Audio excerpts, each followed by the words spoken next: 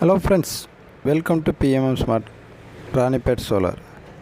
இன்றைக்கி என்ன டாபிக் பற்றி பார்க்க போகிறோன்னா, 2 panel 440 watts loom solar panel, 150 Ah lithium ferro phosphate battery மற்றும் UTL Gamma plus inverter.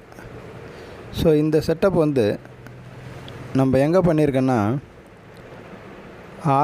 Arani Saidapet Karthikeyan theatre back side.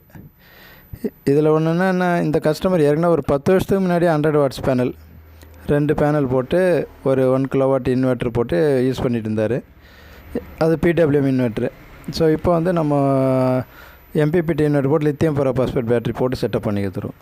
So இப்போ நம்ம பார்த்துங்கிறது loom solar 440 watts panel, 3 of cut panel. இது அதனுடைய பார்கோடு. அதில் அந்த பார்கோடில் பேனலோட LSSனால் லூம் சோலார் E440. அதெல்லாம் அந்த ட்ராக்கிங் 440 மந்த்து இதெல்லாம் கொடுத்துருப்பாங்க. அதே மாதிரி லூம் சோலாரு எம்பேடட் பண்ணி க்ரீன் கலர்ஸ் லூம் சோலார் பார்த்துட்டு இருக்கோம். ஸோ அதே மாதிரி இந்த ஸ்ட்ரக்சர் பார்த்திங்கன்னா, நம்ம GI கேல்வனைஸ்ட் ஆர்டிப் கேல்வனைஸ்ட் ஸ்ட்ரக்சரு. இது கோட்டிங் திக்னஸ் பார்த்திங்கன்னா 130 மைக்ரான் வரும். 130 மைக்ரான் கோட்டிங் திக்னஸ் வரும். அதே மாதிரி பேனல் பேக் சைடு அதனோட டேட்டா ஷீட்டில் என்ன மெயின் இம்பார்ட்டன்ட்னா, நம்ம BIC லோகோ இருக்கான்னு பார்த்துக்கணும். ISI இந்தியன் ஸ்டாண்ட் இன்ஸ்டியூட்டோட லோகோ இருக்கான்னு அது ஒன்று பார்த்துக்கணும். அதுதான் ரொம்ப இம்பார்ட்டண்ட்டு. அந்த சிம்பிள் மாதிரி அந்த ரைட் ஹேண்ட் சைடில் லாஸ்ட் இருக்குது, அதுதான் BIC லோகோ. சோலார் பேனலோட பேக் சைடில் பார்த்திங்கன்னா சோலார் பேனல் ISC VOCலாம் கொடுத்துருப்பாங்க. ஸோ இந்த கஸ்டமர் நம்ம இது போகிறதுக்கு முன்னாடியே ஒரு 10 இயர்ஸ் பேக்கே ஒரு 2 panel 100 what solar panel 2 panel போட்டு இன்ஸ்டால் பண்ணி வச்சுருக்காரு. அது ரன்னிங்கில் தான் இருக்குது கண்டிஷனு. பட் பேட்ரி போயிட்டதுனால இப்போ இந்த சிஸ்டத்தை மாற்றிக்கிறார். இது 10 இயர்ஸ் பேக் இன்ஸ்டால் பண்ணிக்கிறாங்க. பட் ஸ்ட்ரக்சரில் ஆங்கிளே நல்லா பண்ணி MS ஆங்கிள். பட் கேபிள் தான் 1 ஸ்கொயர் mm கேபிள் போட்டிருக்காங்க. மற்றபடி எல்லாமே நல்லா தான் பண்ணியிருக்காங்க. அதோட ஒரு 1 ஸ்கொயர் mm கேபிள் போட்டு இன்வெர்ட்டரில் கனெக்ஷன் கொடுத்துருக்காங்க. இதுதான் நம்ம பார்த்துங்கிறது பாலி பேனல் 100 வாட்ஸு. அது USLன்னு லோகோ ஒன்று இருக்குது. அதே மாதிரி KL100 சீரியல் நம்பர் கொடுத்துருக்காங்க. ஸோ இப்போ நம்ம பழைய சிஸ்டத்துக்கு வந்துடலாம். நம்ம எப்படி பண்ணியிருக்கிறோன்னா, 2 பேனல்லையும் பேரலல் பண்ணியிருக்கிறோம். பேரலல் பண்ணால் கரண்ட் இன்க்ரீஸ் ஆகும், வோல்ட் ரிமைன்ஸ் சேம்ஸாக இருக்கும். ஸோ இதுதான் நம்ம பார்த்துங்கிற ஸ்ட்ரக்சரில் பார்த்திங்கன்னா, நம்ம ஃபுல்லாகவே ஆங்கர் போல் அடிங்க. ஒரே ஒரு கஸ்டமர் லெக்கு காங்கிரீட் போட சொல்லிட்டோம். பட் இருந்தாலும் 2 லெக்குக்கு வரலாம் நம்ம ஆங்கர் போல்ட் அடிச்சிருக்கோம். அதே மாதிரி இது பார்த்திங்கன்னா லித்தியம் ஃபெரோ பாஸ்பேட் பேட்டரி. இது UTL Gamma Plus 1 kilowatt inverter. இதில் 12 வோல்ட் இன்வெர்ட்ரு. இது நம்ம மேலேருந்து 6 square mm Polycab DC cable எடுத்துகிட்டு நம்ம DCMCB 32 amps DCMCBயில் கனெக்ஷன் கொடுத்துட்டு DCMCBலேருந்து நம்ம இன்வெர்ட்ரு கனெக்ஷன் எடுத்துகிட்டு போய் கொடுத்துருவோம். இந்த DC 32 amps MCB இது. இப்போ நம்ம பார்த்துங்கிறது இன்வெர்ட்ரு. ஸோ இன்வெர்ட்ரு பேக் சைடில் எடுத்துன்னு போயிட்டு இது சோலார் ப்ளஸ் மைனஸ் கனெக்ஷன் கொடுத்துரும். அதே மாதிரி சோலார் அவுட்புட்டை எடுத்துகிட்டு போயிட்டு டைரெக்டாக நம்ம சுவிட்ச் பாக்ஸில் கொடுக்காமல் ஒரு 2-வே சுவிட்ச் போட்டு கொடுத்துருக்கோம்.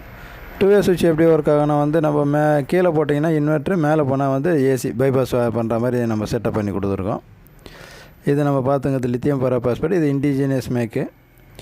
ஸோ அதனால் நம்ம எந்த பிரச்சனை வந்தாலும் ப்ராப்ளம் இருந்தாலும் நம்ம லோக்கல்லே நம்ம பார்த்துக்கலாம். இது பார்த்துங்கிறது இப்போ க்ரீன் கலர். இதில் பார்த்திங்கன்னா ஒரு 4 கலர் மாறி எரியும். இப்போ green கலர்னால் solar, orange colour எரிஞ்சிச்சுன்னா orange EB available, red கலர்னால் எரருக்கு என்னென்ன எரருன்ட்டு அந்த ஸ்ட்ரக்சர் மேனுவலில் கிளியராக கொடுத்துட்ருப்பாங்க.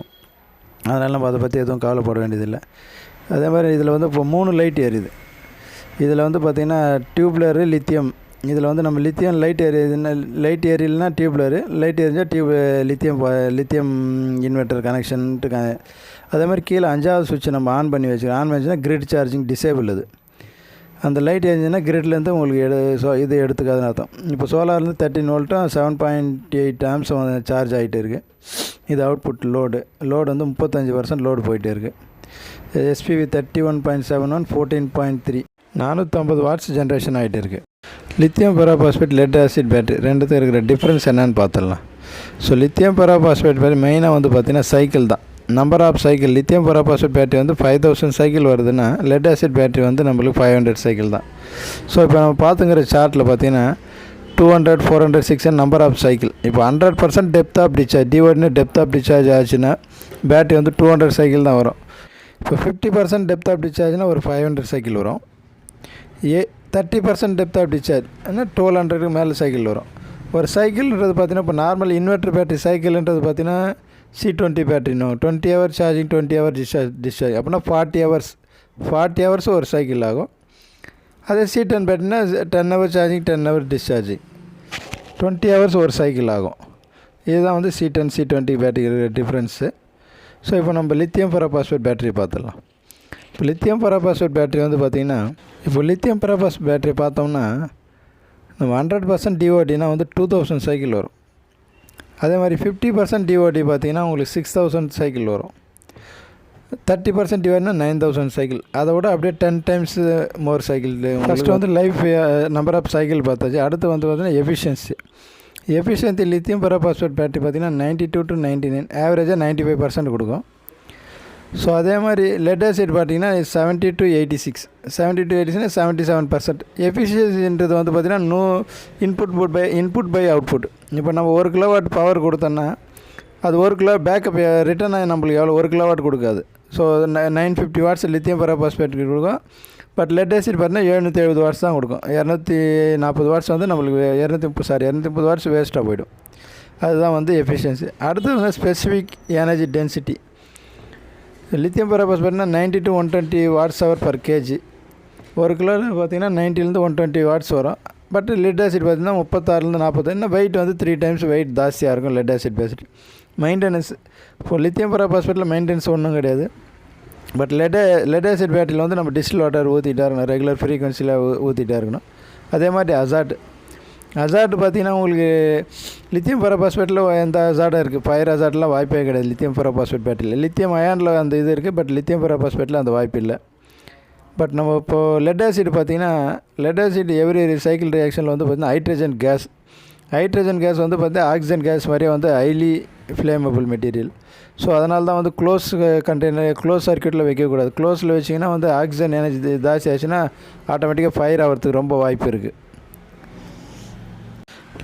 நெக்ஸ்ட்டு பார்த்திங்கன்னா உங்களுக்கு காஸ்ட் வந்து ரொம்ப இம்பார்ட்டன்ஸ். ஏன்னா காஸ்ட்டில் பார்த்தீங்கன்னா நீங்கள் நார்மலாக லெட் ஆசிடுக்கு லித்தியம் ஃபெரோ பாஸ்பேட்னா 1:1.7 ரேஷியோவில் வருது. அதே மாதிரி எவ்ரி இயர் வந்து 7% காஸ்ட் குறைஞ்சிட்டே வருது lithium ferro phosphate பேட்டரியோடது. So thank you for வாட்சிங் த வீடியோ பிடிச்சிருந்தால் லைக் பண்ணுங்கள், ஷேர் பண்ணுங்கள், கமெண்ட் பண்ணுங்கள். தேங்க்யூ.